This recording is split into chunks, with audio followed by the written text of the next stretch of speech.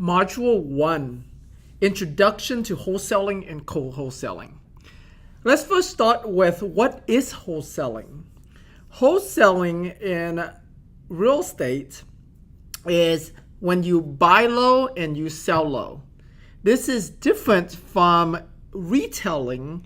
When you buy a property at a discount, you fix it up and then you sell it for retail price. Okay, so if the property is worth $100,000, the retail price would be around $100,000. Okay, that's retailing. So let me give you an example of wholesaling.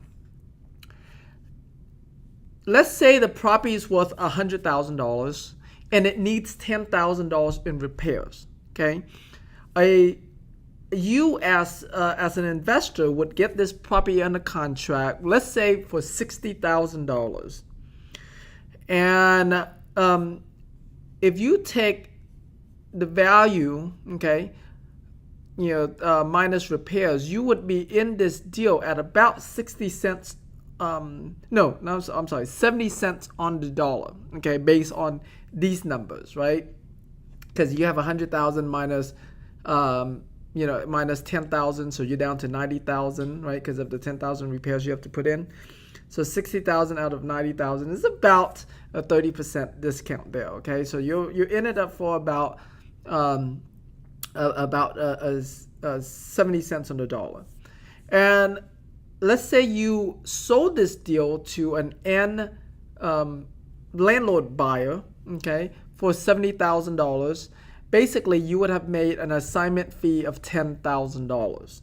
Okay, so at closing, the end buyer here would pay $70,000 for it, 60 to the seller, 10 to you for a total of 70, and then plus they're gonna put $10,000 in repairs.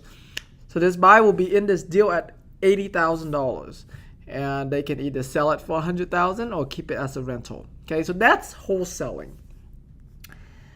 Now, what is a wholesaler? A wholesaler is basically an entrepreneur, a real estate entrepreneur that does this type of transaction where their job is to go get properties under contract, market to sellers, get the properties under contract, and then just assign the contract, sell it as is, where is, to another investor. Don't do any kind of repairs, don't ever own the property, just assigning the contract. Okay. And how do you make money as a wholesaler? As you can see in this example, you make money through your assignment fee. Okay. Now, just to keep it simple, I want to use the assignment fee. There are times when a wholesaler will actually close on the first transaction with the seller. So let's say in this case, actually close the first transaction with the seller at $60,000, and then resell it to the next buyer for $70,000. When they do that, there's double closing costs that they have to handle, but that does exist in wholesaling as well. Okay. What is co-wholesaling? Co-wholesaling is when you connect with a wholesaler and help them sell their property. So let's say in this same example, okay, let's say the wholesaler got it under contract, all right, and he wants $10,000 out of it. Okay, and let's say you found a buyer that was willing to pay, say, $80,000 on this deal. Okay, then your co-wholesaler fee would be $10,000. Okay, so at closing, basically the end buyer is paying $80,000 for this property, $10,000 to you, $10,000 to the original wholesaler, and $60,000 to the original seller. Okay, so why would an end buyer go through a co-wholesaler this way, right? Why should they go through you, and why don't they just go straight to a wholesaler?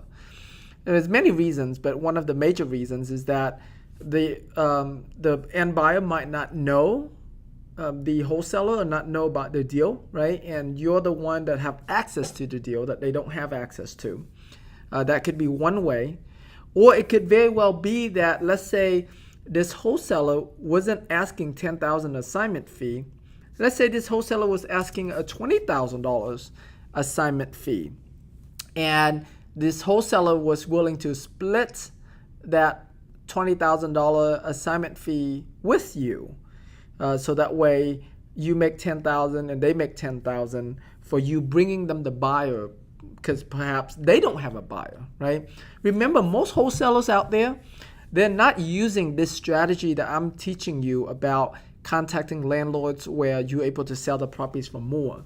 Most home sellers out there, they sell their properties to rehabbers. And rehabbers, they buy them for a lot less. Okay, so that's where you get advantage.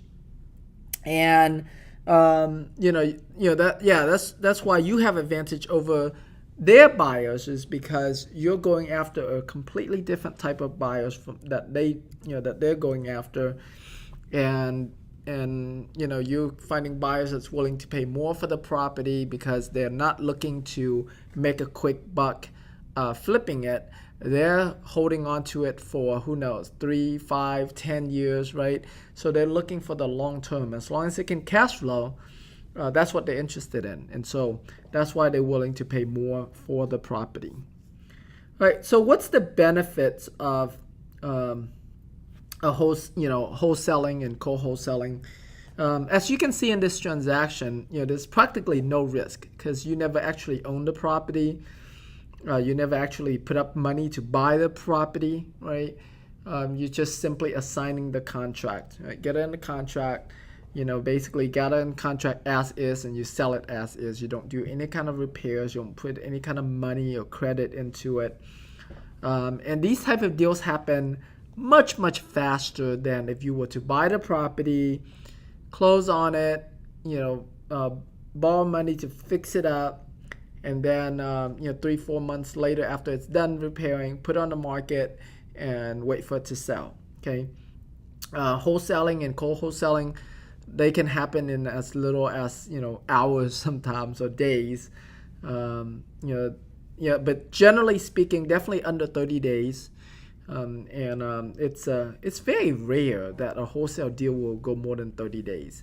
Because if it does go more than 30 days, that means that you got it in contract for too high, at which point you need to go back and renegotiate with the seller for a lower price, right? Because when you blast out your deal to these buyers and you don't get any bites, just crickets, right? Or if you get a buyer and they make you an offer, but the offer is lower than the price that you got in the contract, then you need to go back to that seller, renegotiate that price, and get it for less, so that way you can sell it for the amount that you get offers for. Okay, so let's say in this particular deal, right? Let's say you got in a contract for 60, but the maximum offer you got was only 60,000. So then you would have to go back and renegotiate the seller down to ideally 50,000, but at least 55,000, so that way you can make a quick $5,000. So that's the benefits of wholesaling and co-wholesaling over buy, fix, and flip. Okay, all right, income potential. In a co-wholesaling transaction, your typical co-wholesale fee, and remember, this is typical, doesn't mean that it's always this amount. Sometimes it's it's more, and sometimes it's less. But generally speaking, in my business, I try to get at least $3,000 to co-wholesale a deal. So $3,000 to $5,000 is common of what you're gonna make. And if you're the wholesaler, then making $5,000 to $15,000 a deal is common. Now, if you're dealing with higher-end properties, right? If you're in a market where you're dealing with properties that are, over $300,000, for example, then your profit per deal would be a lot higher. It's probably more closer to $30,000 a deal. A rule of thumb that you can kind of think about is your wholesale fee is about, not always, but about 10% of the value of the property. So if the property is $100,000, on average, your wholesale fee, assignment fee, it's about $10,000 a deal. And if you're dealing with, like I said, a $300,000 property, then it's probably closer to the $30,000. Okay, let's just give you an idea. So bigger properties, more profit. However, bigger properties might get you outside of the bread and butter homes that most buyers in your market are looking for. So especially if it's a rental property, right? Because most landlords buy rental properties that they can cash flow. And so in most market, what that means is that the properties are under $150,000 in most market, not all, for them to be able to cash flow enough to buy properties. And so, all right, types of buyers. Okay, your two main types of buyers are landlords and rehabbers.